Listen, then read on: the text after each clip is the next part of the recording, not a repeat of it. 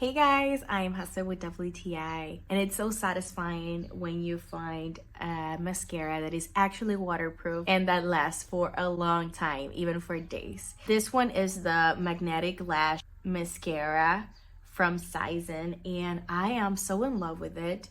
It's actually the first time I own a mascara that is actually waterproof. I say it because I have used it for a while and it's the one I'm wearing right now. I didn't reapply it.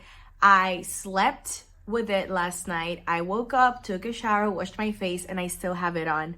So it is really waterproof. In order for me to take it off, I use an oil-based makeup remover. I can swim, I can go to the beach, swim in a pool, or go to a party and sweat all night, and it really doesn't come off. It stays there.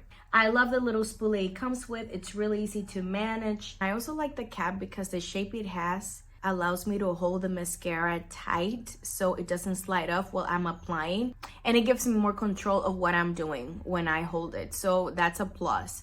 So yes, I really like this mascara. Again, it lasts for more than 24 hours. I have experienced it even for more than 2 days, and I love the fact that it does what it promises. If you want to try it out too, I recommend it, and that's my point of view.